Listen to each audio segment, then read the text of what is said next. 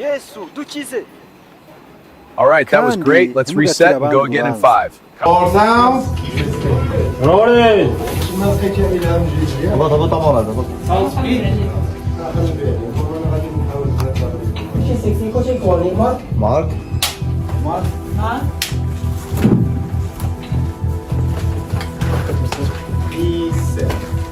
And action.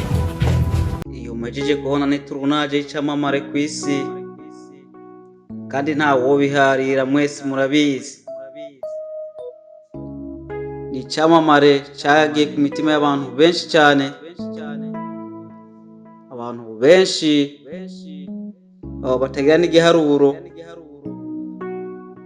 bamubitse ku mitima, ndetse hejuru y'ivyo bongera bamubika mu masengero yabo canke mu nzu zabo.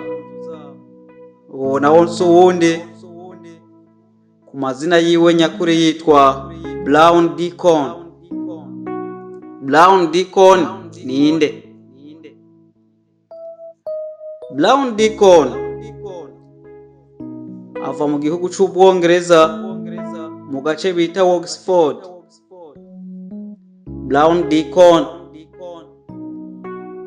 yavutse 1949.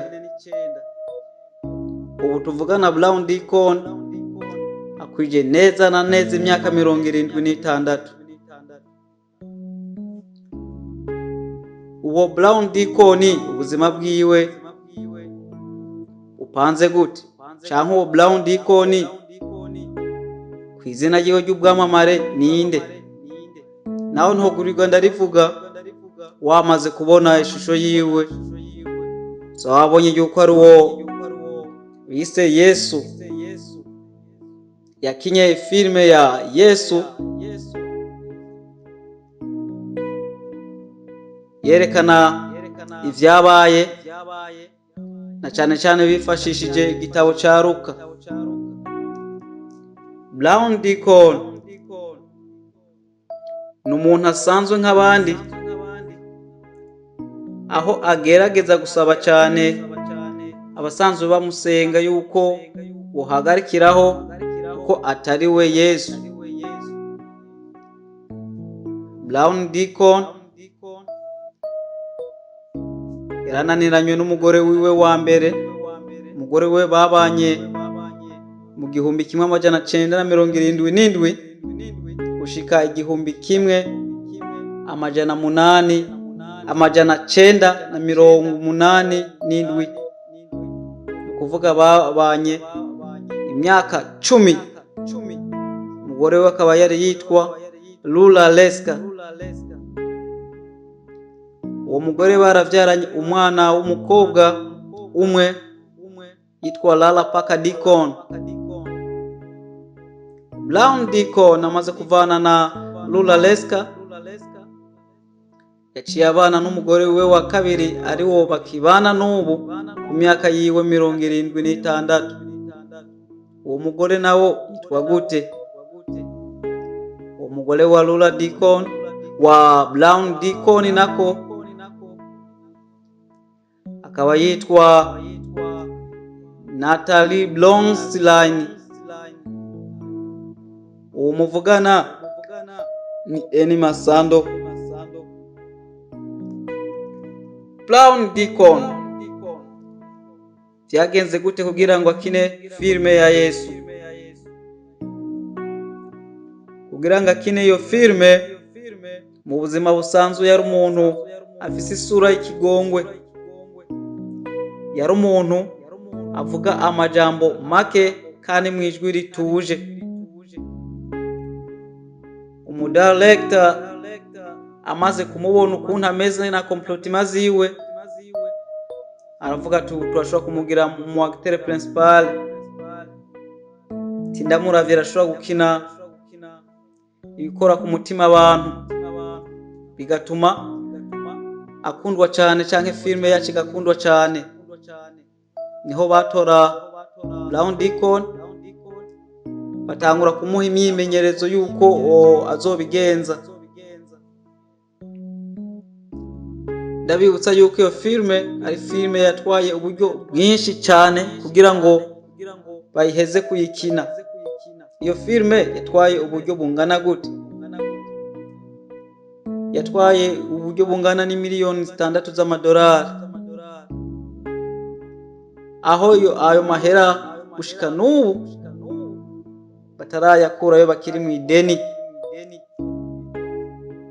Byagenze gute kugira ngo filme cyamamare nk'ijya? Abo mafaranga bakoresheje ntabaravayo. Filme ifatiye ku jambo ry'Imana, ni ukuvuga filme bayitanze kuri gusa, aho yamamaye hirya no hino, bagenda barayiroreza mu bisagara, mu caro hose, ku bitambara bayerekana kuri gusa. Iyo filme ikaba yavuyemo miliyoni 4 z'amadolari, aho nayo bitaramenyekana uburyo yabonetse. Ni ukuvuga bakiri mu ideni ry'imiliyoni 2 z'amadolari. Brown Deacon benshi bamushize mu mazu yabo, bamushira mu masengero aho bamugize nk'umukiza, ariko wowe waravyiyamiriza cyane akavuga ati sivyo.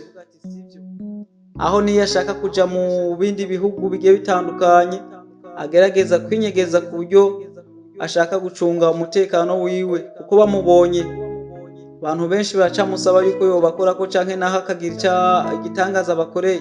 Brown Deacon nta gitangaza na kimwe yigeze akora, na cyane cyane ko igihe ca Yesu uwo Brown Deacon atari bwanavuke, ari filme yakinye gusa. Brown Deacon filme ya Yesu yayikinye 1979. Ibikoresho vyakoze mu kino filme vyavuye muri Hollywood, studio ikomeye cyane, ndavuga ku isi. Iyo filme n'igituma yabaye cyamamare, yamamaye cyane. Baragerageje kuyihindura mu ndimi nyinshi zige zitandukanye, aho kugeza ubu imaze guhindurwa mu ndimi zirenga 2,000. Tutibagiye yuko n'ikirundi kirimo canke ikinyarwanda. Brown Deacon n'igituma atari Yesu ujya musanzwe muzi, yagiye akina n'izindi filme zigiye zitandukanye. Nk'akarorero yarakinye filme yitwa The Beyond mu 2017, ni vuba cyane. Yarakinye filme yitwa Doctors 2019. Yarakinye n'indi filme yitwa Mistaken 2013, ni vuba cyane. Arakina na filme mu 2000